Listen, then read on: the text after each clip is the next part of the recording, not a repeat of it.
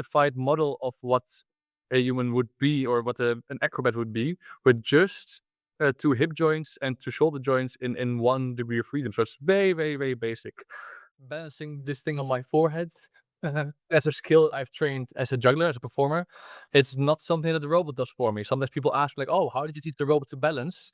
It'd be very difficult to balance in 3 different directions with one single can revolve. And for the predictability, on the coding layer, I cannot see what I programmed into the machine. I can't tell if it's doing the thing that I expect it to do, but I can see the mechanical part. So if the mechanical part is easy enough for me to visualize what is its range of possibility for it to do, it becomes a safer, more predictable machine to work with. And for that, it was really nice that it couldn't bend the knee because I knew it would never kick me like that. It can only revolve towards me. I only need to watch one axis to know that I'm being kicked or not. So it can fold. So if I push the arm in the direction that there's no joints, because the joint only goes front and back, it doesn't go sideways or radially, if we want to talk robotics, but I can put radial stress on it without breaking anything because TPU, magic material. But I think that the most important thing, the essence of what I do is the way I move. So I wanted that to be the essence of the robot, that I didn't want it to be cute because it has a cute face. Like you can put a cute head on any robot and get a response from that. But I wanted the robot to just wave and invite you to talk and point at things. No, it needed to be an acrobat. I wanted it to do tricks. Oh, I saw your videos about the Acrobat robots, and to be honest, I was, as I told you before, I didn't see something like that. It feels to me it's just something unique. You have the, I think, what is really interesting to me, the combination, first of all, how you design the robot and your acting and the storytelling. And I think this three combination, it's for me, I didn't see it, so that was quite unique. And it's funny, as I think maybe it's funny.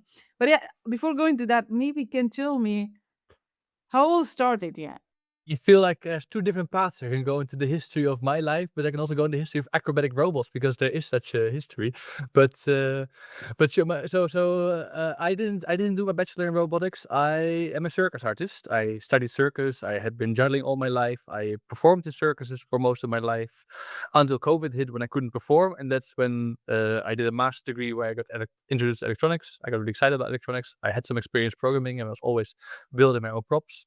So ultimately, from there came the desire to build things I can use in my shows. And as a circus artist, I move, so it was obvious to make the things that I interact with move and combine the movement together. And I thought it'd be fun to try what it would be like to do the kind of tricks that I would do with a human partner normally, to see what those would look like and feel like if I did them with a mechanical partner or a computer digital controlled partner, like a CNC kind of human. And that became the Acrobot. First, we're going to the acrobats. But did you see anyone back then in COVID 2020? Did you see anything like I should design this robot? No, it been very gradual. The idea was very spontaneous. I was in a robotics class that was I didn't like the course so much, but they did ask like, oh yeah, for the end of the course you have to build a robot, whatever you want. And I was like, what do I want? What do I know? I understand movement through circus, and I was like, I am. But I realized very quickly on that this would be too complex of a project for that. But yeah, it was very obvious to me that doing a good handstand is very simple. Like, so if you do a handstand on the floor, you have to balance yourself. But if you do a handstand on somebody else, then the base, the bottom person, balances the other person in their handstand. So there's 2 roles. There's a base, which is me, I'm sitting on the floor, and there's the flyer, which is in this case a robot. And all it needs to do is hold this position really tight. That's easy for a mechanical thing to do. Like it can be just a stick. I can balance a stick on my forehead if it holds tight shape. I figured like if I had a mannequin that could just lift its arm up, then we had a robot that could do a handstand and I could balance it. And from there it started rolling. And of course the machine by now is a bit more complex than that, but in some ways it's still just an animated stick. But it needed to have shoulders that could rotate and need to have hips that could rotate. And very early on, I realized that for many tricks that I do as a person or to do with my partners, things like knees are not so important. I could circumvent them. Knees are often to step up on something, but if I, as an actor, can help something step up, then the knee was not important. Same for elbows, same for joints in multiple degrees of freedom. So very quickly, I had a simplified model of what a human would be or what an acrobat would be with just 2 hip joints and 2 shoulder joints in 1 degree of freedom. So it's very, very, very basic. Um, I didn't know at the time how well it would work, how much they would need of my acting. I just figured out that all the tricks that I recognize from acrobatics, like doing a handstand, you can do because it requires only those motions. Or you could even simplify it more. For a handstand, you could even lock the two shoulders together as one and have only one actuator. But yeah, I'm glad I didn't go that way because there's still some tricks I can do with two different ones. What I realize now much more is that to be able to work physically with a machine, it's very dangerous to work with a machine that is stronger than you are, that can do stuff that you might not always predict, or that your code might be wrong, or um, and for the predictability on the coding layer, I cannot see what I programmed into the machine. I can't tell if it's doing the thing that I expect it to do, but I can see the mechanical part. So if the mechanical part is easy enough for me to visualize what is its range of possibility for it to do, it becomes a safer, more predictable machine to work with. And for that, it was really nice that it couldn't bend the knee, because I knew it would never kick me like that. It can only revolve towards me. I only need to watch one axis to know that I'm being kicked or not. And the kicking is always coming from one direction. Whereas a robot with 6 degrees of freedom in his leg, there's so many ways that it can jumble around. Like, we've all seen videos of robots falling over and then starting to spurtle. It becomes an unpredictable system that you can't approach, and I needed to be able to be safely. Like, for example, my robot, sometimes the arms, they spin uncontrollably backwards and forwards in rehearsal when I make a programming error. That's of course something I try and prevent, and there's loads of systems in place, but nonetheless it happens. But I know that if I hold it right on the back handle of the robot, I can never be touched, because it's just physically impossible for the robot to reach that space. So designing a robot that was mechanically simple made it possible to do complex physical interaction with it. And that's what I needed on stage. I needed to do complex things with me in a way that was safe for me, in a way that was predictable. And for that, this simple human form that didn't require complex joints and the rotating torso and multiple different directions that the shoulder can rotate in was the perfect solution. I think what I really like, first of all, I, I think you saw most of the humanoid in the space. And, of course, it depends on the use case. I'm not simplifying here because it depends when you go to for industrial use cases, warehouse, we're talking about a different category, entertainment and acrobat. So the design, I think what really interesting that you make it very simplified. Yet I knew from the start that I wanted I think the core of my practice as a performer is movement. Sure, when I as a circus performer, I can also read lines and talk and make funny faces, but I think that the most important thing, the essence of what I do, is the way I move. So I wanted that to be the essence of the robot, that I didn't want it to be cute because it has a cute face. Like, you can put a cute head on any robot and get a response from that. But I wanted the robot to be cute because of the way it moved. And the way it moved couldn't just be anything either. It couldn't just wave and invite you to talk and point at things. No, it needed to be an acrobat. I wanted it to do tricks, just like I've seen at the time the Boston Dynamics robots were doing tricks. I was like, I want that kind of reaction where people are amazed by the possibilities of this machine.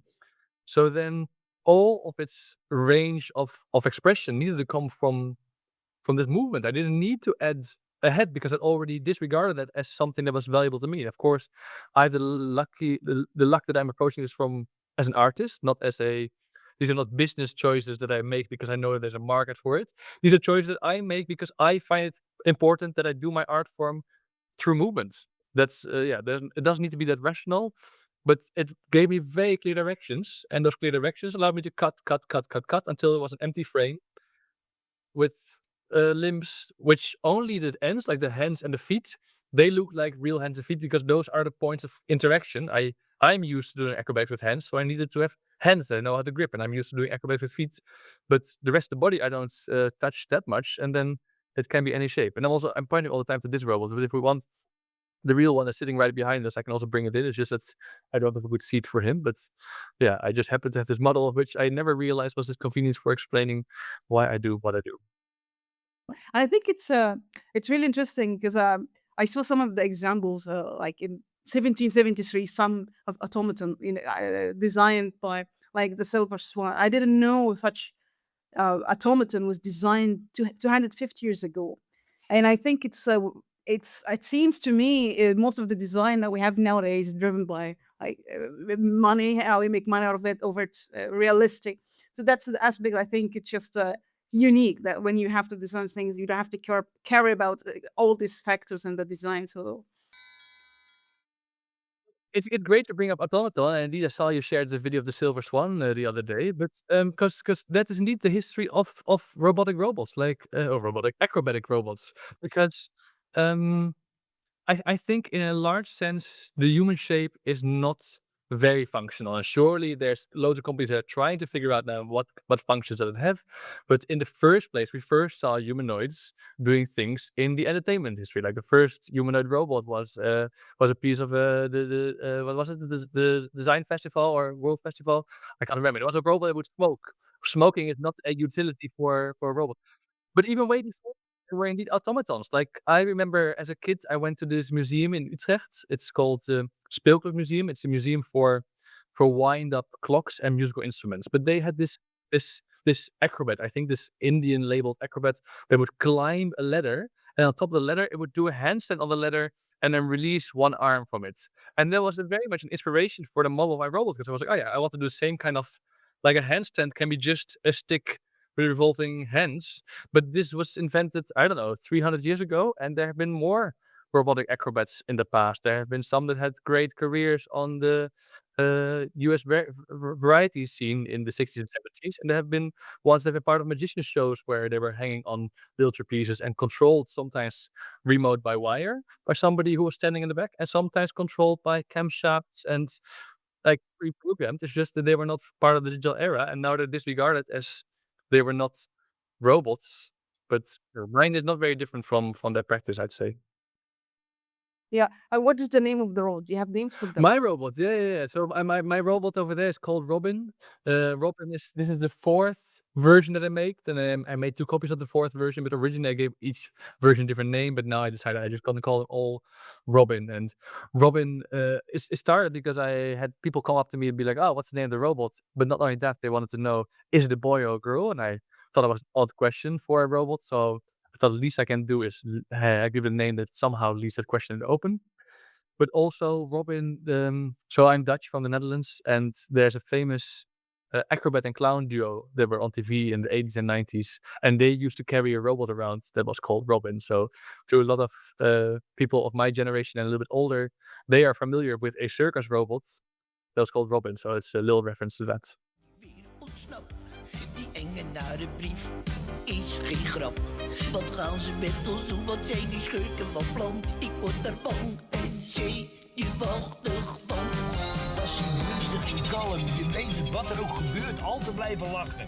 Ja, altijd blijven lachen. Maar heb jij gelezen wat er in die brief staat? And I think one of the things I want to go for the animated. I remember we had discussion in the podcast with Disney Imagineer, and I think they have this. You have to have the animated sequence of the scenes, like in the robot, to translate the animation to the robot. Did you have to do? I'm not sure how your this is your profession, so I think you understand what kind of movement. How do you do like sketching what or imagining the sequence of the movement? How it work for you? So there's a lot of different processes at play, but in the end, it all comes together in some kind of animation software that I use. So in the first and second version of the robot, well, the first version was remote controlled actually. The second version of the robot was pre-animated, but was all done in like a big spreadsheet. Like I just wrote down at time 0, put the arm at 90, at time 2000, put the arm a little bit up, down, and I had to imagine every move and repeat different moves so I could like keep a mental model of where the robot was. And also here it was very beneficial. The robot was relatively simple. At that time, the robot had only 2 legs and no arms, but I could keep a mental model of where those 2 legs were at all times and what those degrees meant. I would have never been able to do that if this was a 6 degree of freedom arm. But for the third and fourth version, we transitioned to an animatronic software. It's called Botango. It's free to use. And I was able to rewrite the Botango driver. So the software outputs a animation file. An animation file can be read by a driver they provide for Arduino code. And I was able to modify that to also be read on my robot. So I have an SD card that stores all these animations. And then a show is comprised of typically one animation at play. So I press play one time and the robot runs the whole script. And then it does still respond in the sense that it has its normal kind of PID kind of system where it tries to pull to this point if I block it. That's the only kind of feedback loop that's going on. If I put it on the floor, it will just keep on moving without it making sense anymore because it doesn't have the context. And that's the thing, also funny part where the context comes from me putting it in the right orientation. So at all times, there's another 6 degrees of freedom to the robot because it's not mounted to the floor. I can move it around and make it do shapes, and those already now, even with the robot being static, add a lot of context to the situation. And it's my job on the stage to then give context to those animations. So that's having not animation software. So whilst I'm animating, I'm still visualizing how does the actor, mostly myself, engage with the machine, and what does that mean for the position. Sometimes I want the arm to be there, but I know that there's going to be a force on it in this direction, so I need to put the arm slightly higher in the animation software because I need to prepare for the force that's going to be on it to then end up in the position I want. These kind of details are there because I'm not doing any real simulation. I'm just making a sequence. And it's quite nice. I feel like the Disney Imagineers, they have to have complex software that can they can model an animation, but then they have to remap that onto something that can take the physical space in account. I can skip all that. Like, the physical space is ruled by this godlike actor who can push the robot to be in a certain shape, which is also me. So I have full control without making the process very complicated. This is very cool. Maybe tell me one of the most complex motion that you have to do in the stage. Most complex motion. So I think the most difficult trick that I do is one where I want the robot to do the least as possible. So I was just balancing this thing on my forehead. As a skill I've trained as a juggler, as a performer. It's not something that the robot does for me. Sometimes people ask like, oh, how did you teach the robot to balance? But it'd be very difficult to balance in 3 different directions with one single can revolve. Then it throws off the balance a lot. That tries to move very, very carefully. But balancing is changing your center of mass, and usually you do that by changing your center of pressure. It can't change the center of pressure because it doesn't have a separate ankle joint that allows it to revolve there. But I can change the position of that ankle joint, but I can move under it. So it just becomes an inverted pendulum that I control. And the pendulum is difficult because it's a bit of a flexible pendulum. A perfectly stick pendulum would be easy to predict and it's easier to balance. But this robot is kind of bouncing and moving slowly into a position. And often I do this on stage when there's light right above my head. I think that's the most tricky thing for me to do, even though for the robot, it's really easy. Like, I don't need a robot to do it. I just need a stick. So I asked the robot pretend to be a stick for a few seconds. Wow, because it's really I was tricked. I thought the self balancing, and I was like, how come this design is so simple, but yet it doing something tricky to accuse me. I thought there's self balancing, but you balancing Yeah, the and I think that's really the power of working with performers on stage. You can push the limits so much further if you have a perfect user who even puts in their own skills on top of the robot. Like, of course, if you do prototyping, you often work with like perfect users who know which steps they can do with the robot and which they can't. But with an actor, you can push that so much further because it can be the point that the robot expects another entity to take charge over them. So I can borrow some of my dexterity and put it on top of the robot. And then that might not be useful to sell the robot as a product to others because others can never replicate it. But it's very useful to sketch what this interaction could even look like. Like, we can now talk about whether this kind of interactions that I do with the machine are even desirable because we have a very clear example of them. So this robot's not going to be in people's households, but by me interacting with the robots, we can tell what kind of interactions we want in people's households, perhaps, which is very difficult to do with other robots because then you have to put them in households, which is inherently dangerous. And doing it with an actor who can lend some of his dexterity, you don't even need to develop that dexterity because the actor has it. And I feel like it's weird saying the actor all the time because most of the time it's me. I'm animating, I'm performing, but then it's awkward if I talk about myself as this dexterous god that makes the robots move. But it is a collaboration between the human and the machine. in a sense of entertainment, I think the humanoid or what you do. And we spoke last time about Unitary and the entertainment dancing, but I see you coming from again. It's art. It feel like to me genuine art. You put effort in having a story, and I think our thing is also how you make it funny. It's really hard. I know it's easy for you, but to make something funny, it's not easy. Or I'm wrong about that. No, certainly. And this is one of the major challenges I find with preparing the robot. So on stage, it all works as planned usually, but in the preparation, I need to, for example, set up jokes. Like not in this act particular that you're showing right now, but there is an act in which the robot dies on stage. So the robot suddenly collapses, and then I try and reanimate it. So I have these two jumper cables, and I put them on the robot, and the robot goes around. But also the robot kicks me in the head and hits me, and. Uh, it's very difficult to time those kind of things. I feel like those are the kind of things that normally I would go on stage and then feel what the timing is. I can't really describe what the timing is. Whilst I'm in my animation studio, I need to set it fixed so the robot does it at the same time always. So trying to get a comedic timing to teach that to a machine that just is a playback machine, it's nearly impossible. It doesn't work that way, slapstick. And even if I go on stage and I realize, oh, I would have had it a little bit earlier, with the human part, I would just say, do it earlier next time, and then we feel together a difference. But now I have to go back on my computer, update the code, flash it onto the robot. That's a hassle I save myself between shows. So a lot of my comedy routines don't develop so fast. I was working with a dramaturg. We made a show together for it's a half-hour street show with a robot, and he does a lot of shows that are not with robots normally, like normal dramaturgs do. And he developing the show with me took 5 times as much time as developing a show with anybody else, simply because the technology was slowing us down so much.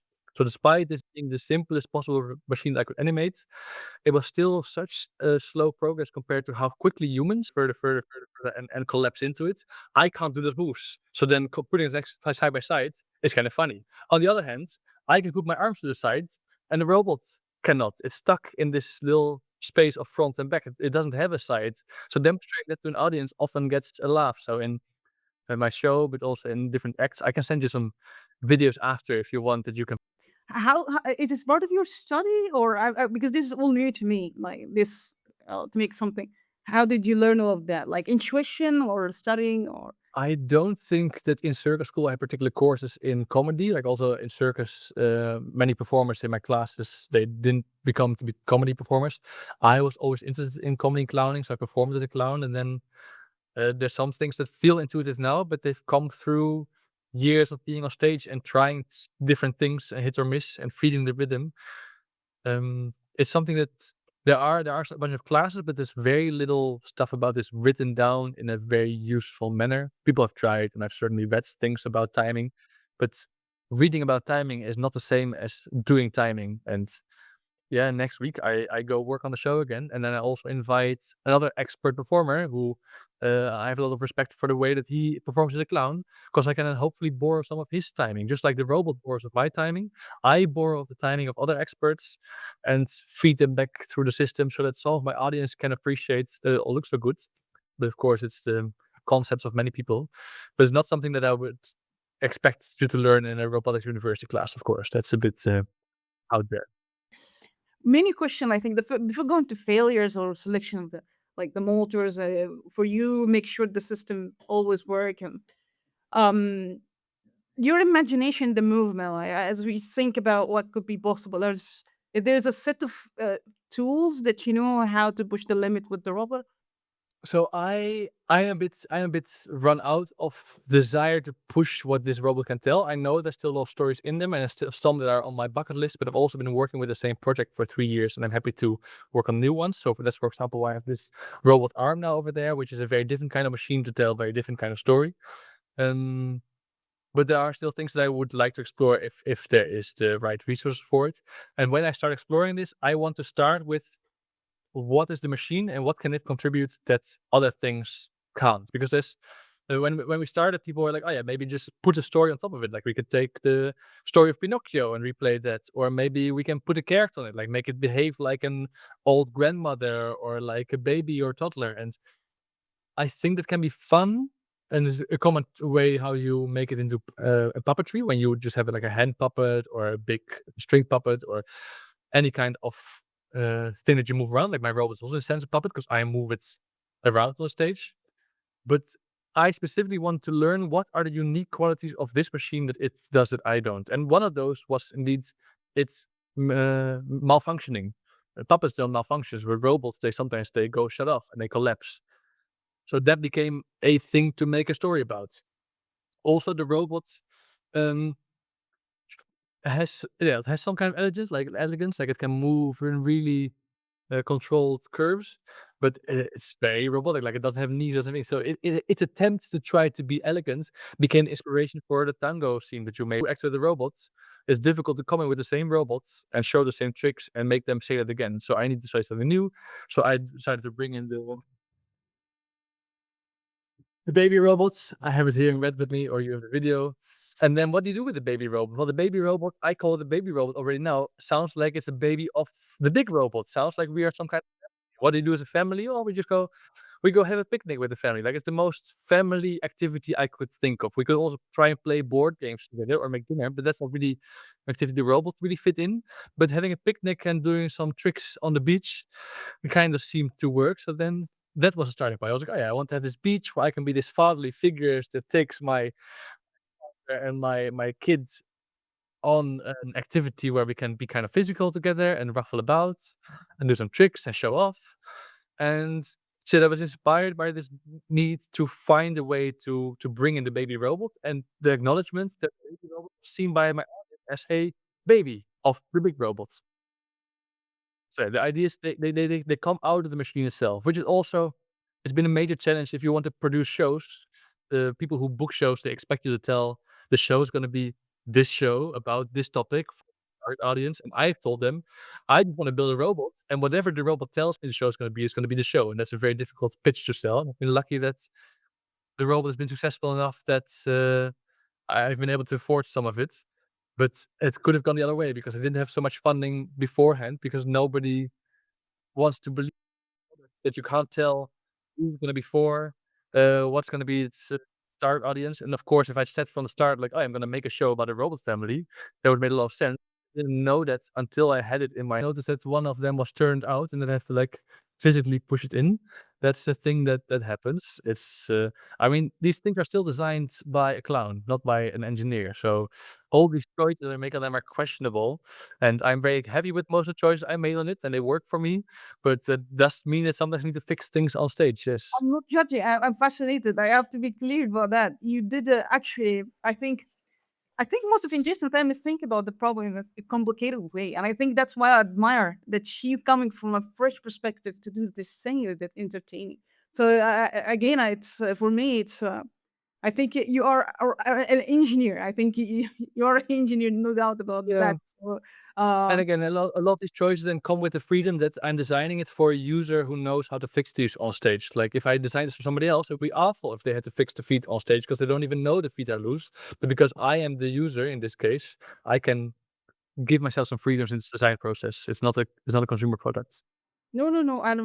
And again, I think I told you that how many people, I asked you this question for come to funding, but how many people are really doing what you do? That's the question I think that like How now. many people do what I do? None, of course. No, there's people who do different things that have some similarities. Like I'm not the first person to put electronics in a circus show. I'm not the only person to perform with robotics. I'm also not the first person to build a machine that does acrobatic tricks. But I think an acrobatic act where you lift up your mechanical partner and balance it on your head or your hands, there's only one Acrobot, and it's mine. I have one particular dream left for the robots. Like I'm working on the robot act all the time. Like I try to make stuff that lasts slightly longer. There's still parts that break every now and then, and I'm actually going to rehearse a new version of my show next week. But those are all small things. But there's one bigger thing I want to do on there, and there is the future project that is taking all the concepts I've learned into the next thing. So the thing I want to do with the robot still is I would love to make an act where there's 3 human performers tossing around the robot. I've had this idea for a long time, and now I finally made a version where there's 2 human performers, but it's a very short snippet in the show. But I think people, when they see my act with the robot, they often focus more on the robot than it deserves. They think it's a show about the robot, when it's also a show about a human responding to the robot. And by putting more humans on stage, I think it becomes easier for an audience to realize that it's actually really silly that there's just 3 people running around trying to praise and catch a robot. I think it could be funny way to make it stand out by making it a rare thing. That's a dream I have, so I'm waiting for the right opportunity to develop that because developing such a piece is expensive and then requires other people. So, blah, blah, blah. But if there's a gala show where somebody's like, "Oh yeah, we have the budget for something bigger because we're bigger than my solo act," then I can finally make such a thing. But then also I got very fed up with having to build everything and it having to go through 100 iterations before they physically work. So I bought an industrial arm, like a 6-degree freedom cobalt, and I put the handle on it. And I'm trying to make a show where I juggle with it. So I have a juggling ball I put in his hand, and it's my juggling assistant. And I try to give my ideas of how collaborating with the machine on stage into an even more abstract machine where it has to fight even harder to get empathy through movement because it doesn't have something that looks like a body. I mean, it does still have a hand, so it's somewhat close to relatable. It's not completely abstract, but it cannot move. But it can do very different things because I don't need to touch it to move. Like the robot just falls over if you let go of it, or it can stand on its own, but it can't walk. This one can move on its own, so I can also step away and just observe the movement, or I can even allow it to improvise because it's no longer as dangerous as the Acrobot. So I can, for example, say like this point A, point B, and then generate a path between that. Can be AI generated or something that the audience triggers or something that is some kind of generative algorithm that creates a sine wave or complex waveform. Things like that I'm experimenting right now on the arm. And just like with the robots, when I started with this, it was hours and hours of research. What can it do? What does it give me? What stories do I want to tell out of that? It's the same with this. I'm waiting for it to tell me what stories need to be told with the arm, whilst exploring how I, with my understanding of stage, can make an arm move that is designed for a very different purpose. Two questions. Maybe how you get the stage of the imagination, because I think you need to have this like thinking. I'm not sure. Maybe easy for you, but like get this creative space. Yeah, it's so difficult to analyze what is the essence of my being, right? Like so I have creative drive, and I'm very lucky that I have the space to follow my creative drive, but also my creative drive has been so instrumental in my life that I've had to create a space. So all my life I've been busy figuring out how can I spend more time following the things that excite me and following the things that I want to build. So that included becoming a circus artist. Like that's not a given. I was excited about circus enough to give up all the rest of my life so I could focus on learning to juggle better, going to a place to learn to perform, doing shows for almost no money, this kind of thing. It's very hard, I think, to take one lesson out of that other than um, I think of if we have to boil it down to something simple, I would think it's either you're driven enough about your idea and about excitement for it that you make space for that idea, or either that idea is not very good for you or you accept that you're not driven enough. Like a lot of people say, like, yeah, I have this idea and I would like to make it happen sometime, but they would prefer to sit in front of the television in the weekend, and that's fine. I also like to rest sometimes, but I know that the drive inside of me is so strong that it overcomes those kinds of barriers. The barrier of not having money, not having time, not having space. Those are overcome by drive. And that's of course similar to how it works for entrepreneurs. Like there's many people who have an idea concept for a business plan and think I'm gonna make that happen no matter what it takes. Luckily for them, often there's light at the end of the tunnel where there might be a big financial reward and then your life becomes easy. In my case, the reward is that the thing that I was dreaming of at some point perhaps exists and then I'm allowed to show it to people. But yeah, the reason that I'm able to do this is because I'm driven enough to make it do. And then of course, there's many sub lessons about creativity, how to make good ideas and how to make those good ideas work that I learned on the way. But I was only able to learn those because in the beginning I wanted to make those things happen so bad. Anything else that I want people to know? Yeah, TPU is indestructible material. If you do 3D printing for printed a TPU. What's your hardness? 78. The sure hardness. Harder, 89. 98, 98, sorry, 98. So it feels rigid now, but the fingers can still be bent, like with effort. But I can't break this finger. Like this finger is tiny, you see. But if I put force on it, I'm trying right now to break it. It just won't go, and it gives compliance here, robots. I'll show you one part of what's the secrets. Is that these joints are compliant in this direction. If I pull it sideways or push it in, so this part is TPU.